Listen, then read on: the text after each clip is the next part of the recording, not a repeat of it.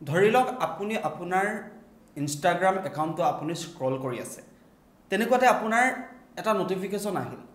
যে এগৰাকী যুৱতীয়ে আপোনাক ফ'ল' কৰিছে আৰু যুৱতীগৰাকীৰ প্ৰফাইলটো আপুনি খুলি চালে খুলি চোৱাৰ পাছত দেখিলে যে যুৱতীগৰাকীৰ প্ৰফাইলৰ যিখন ফটো সেই ফটোখনত আছে এগৰাকী খুব ধুনীয়া যুৱতী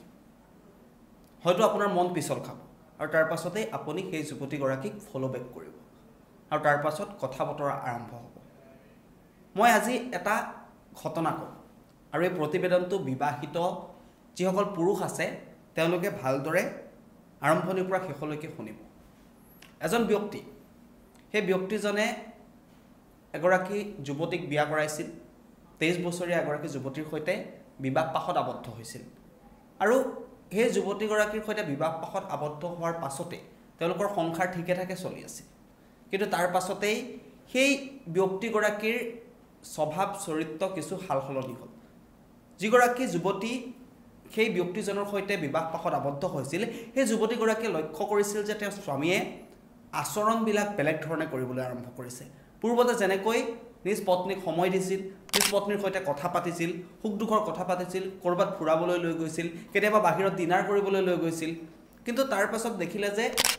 সেই ব্যক্তিগৰাকীয়ে নিজৰ পত্নীক সময় দিয়াটো কমাই দিলে ঘৰৰ পৰা বাহিৰতে থকা আৰম্ভ কৰিলে বা ঘৰলৈ নহা হ'ল কেতিয়াবা নিশা দেৰিকৈ আহে সেয়ে সেই মহিলাগৰাকীৰ সন্দেহ উপজিছিল যে তেখেতৰ স্বামীৰ কৰবাত কিবা চলি আছে নেকি সেই স্বামীক ধৰা পেলাবৰ বাবে পত্নীয়ে এটা কাম কৰিলে পত্নীয়ে এখন নতুন সিম কাৰ্ড স্বামীয়ে গম নোপোৱাকৈ ক্ৰয় কৰিলে আৰু সেই সিম কাৰ্ডটোৰ যিটো নাম্বাৰ সেই নাম্বাৰটোৰ জৰিয়তে এটা ইনষ্টাগ্ৰাম একাউণ্ট খুলিলে একাউণ্ট খোলাৰ পাছত সেই ব্যক্তিগৰাকীলৈ যিগৰাকী ব্যক্তি তেওঁৰ স্বামী সেই স্বামীলৈ সেই ফেক একাউণ্টৰ পৰা ফ'ল' কৰিলে তাৰপিছত স্বামীয়ে সেই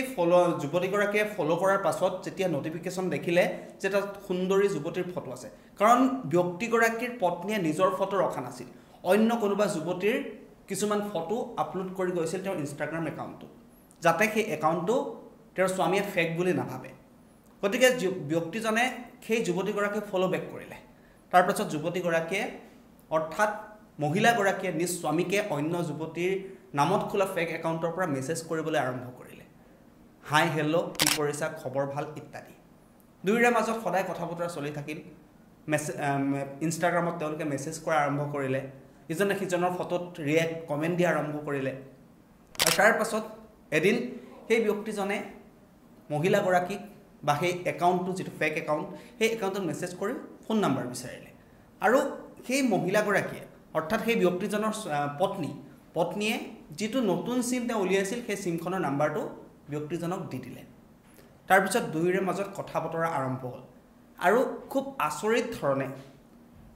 নিজৰ পত্নীয়ে নিজৰ স্বামীক এটা ফেক একাউণ্টৰ জৰিয়তে মেছেজ কৰিলে আৰু তাৰপাছত নাম্বাৰ দিলে আৰু ব্যক্তিজন সদায় যেতিয়া অফিচলৈ ওলাই গৈ সেই নাম্বাৰটোত ফোন কৰে আৰু ফোন কৰাৰ পাছত তেখেতৰ পত্নীয়ে সেই ফোনটো ৰিচিভ কৰে পত্নীয়ে তেওঁৰ মাতটো অলপ সলনি কৰি কথা পাতে যাতে তেওঁৰ স্বামীয়ে ধৰিব নোৱাৰে যাতে তেওঁৰ পত্নীয়ে তেওঁৰ লগত কথা পাতি আছে অলপ মাতটো বেলেগ কৰি কথা পাতে আৰু দুয়োৰে মাজত তেনেকৈ কথা বতৰা চলি থাকে আৰু স্বামী ঘৰলৈ অহা দেৰি কৰে বাহিৰত ফোনত ব্যস্ত হৈ থাকে কিন্তু স্বামীয়ে নিজেই নাজানে যে তেওঁ নিজৰ পত্নীৰ সৈতে কথা পাতি আছে তেওঁ অন্য যুৱতী বুলি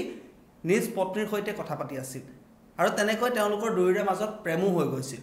আৰু ব্যক্তিজনে সেই যুৱতীগৰাকীক অৰ্থাৎ নিজ পত্নীকেই প্ৰপ'জ কৰিলে প্ৰেমৰ প্ৰস্তাৱ আগবঢ়ালে আৰু তাৰপাছত সেই মহিলাগৰাকীয়ে একচেপ্টটো কৰি ল'লে কাৰণ তেওঁ স্বামীক ধৰা পেলাব লাগে তাৰপিছত তেওঁলোকৰ মাজত কথা বতৰা হৈ থাকিল স্বামী ঘৰলৈ দেৰিকৈ আহে কিন্তু স্বামীয়ে বেচেৰাই নাজানে যে তেওঁৰ নিজৰ ঘৈণীয়েকৰ লগতে কথা পাতি আছে বা পত্নীৰ লগতে কথা পাতি আছে তেওঁ ভাবে অন্য কোনোবা যুৱতীৰ সৈতে কথা পাতি আছোঁ বুলি আৰু তেওঁ যিহেতু পূৰ্বৰ পৰাই নিজ পত্নীক সময় নিদিয়ে গতিকে পত্নীৰ কথা তেওঁ চিন্তা কৰাৰ কোনো প্ৰয়োজনেই নাই কিন্তু পত্নীৰ সৈতে যে তেওঁ কথা পাতি আছে তেওঁ সেই কথাটো নাজানে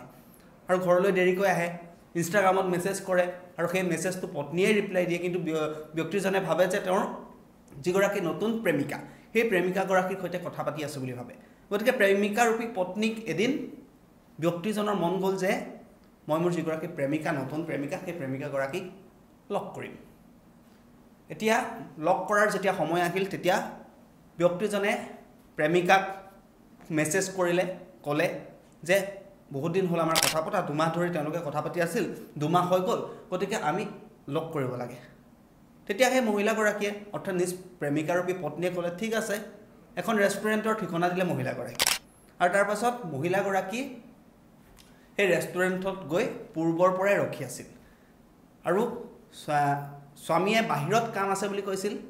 ঘৰলৈ অহা পলম হ'ব বুলি কৈছিল সেইকাৰণে স্বামী ওলাই আহিল কাৰণ অফিচৰ পৰা ওলাই গৈ তেওঁ সেই যুৱতীগৰাকীক লগ কৰাৰ কথা আছে সেয়ে স্বামী অহাৰ পূৰ্বে মহিলাগৰাকী আহি যিখন ৰেষ্টুৰেণ্টৰ ঠিকনা দিয়া হৈছিল সেই ৰেষ্টুৰেণ্টখনত আহি বহি থাকিল আৰু বহি থকাৰ পাছতে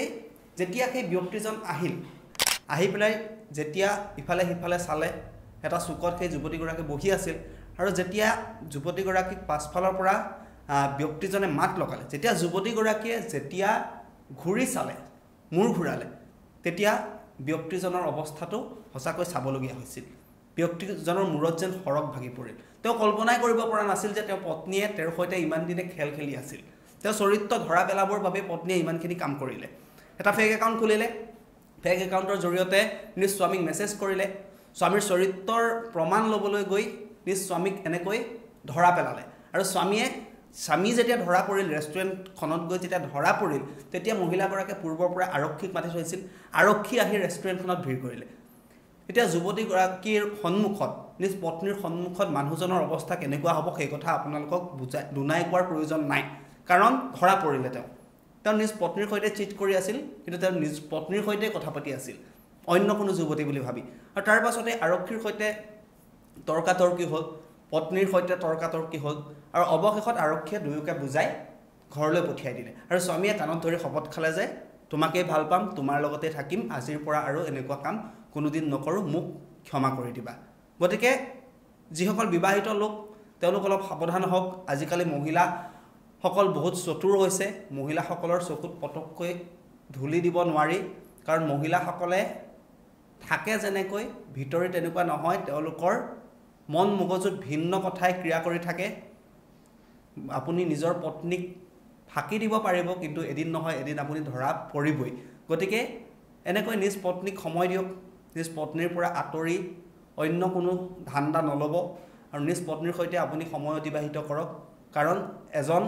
যুৱকৰ সৈতে এজন ব্যক্তিৰ সৈতে এই ঘটনাটো সংঘটিত হ'ল মধ্যপ্ৰদেশৰ এটা অঞ্চলত এই ঘটনাটো সংঘটিত হ'ল আৰু এটা প্ৰকৃত সত্য ঘটনা মই আপোনালোকক ক'লোঁ মধ্যপ্ৰদেশৰ গোৱালিয়ৰত এই ঘটনাটো সংঘটিত হৈছে এগৰাকী 23 বছৰীয়া যুৱতীক বিয়া কৰাৰ পাছত যেতিয়া সময় নিদিয়া হৈছিল স্বামীয়ে পূৰ্বৰ দৰে তেতিয়া সেই যুৱতীগৰাকীয়ে এনেকৈ এটা ফেক একাউণ্ট খুলি নিজৰ স্বামীক হেকা দিলে আৰু তাৰ পাছত সেই ব্যক্তিগৰাকীয়ে এতিয়া পত্নীৰ সন্মুখত থিয় হৈ চিধা হৈ থাকে পত্নীয়ে যি কয় তেনেকৈ থাকে পত্নীৰ আঙুলিৰ মূৰত যে এতিয়া নাচিবলৈ বা পত্নীক কেনেবাকৈ ফাঁকি দি ক'ৰবাত যাবলৈ হ'লেও তেওঁ 7 বাৰ চিন্তা কৰিব লাগে কাৰণ তেওঁৰ পত্নী জোখতকৈ বেছিয়ে চালাক ধন্যবাদ চাই থাকিব পিবি সংবাদ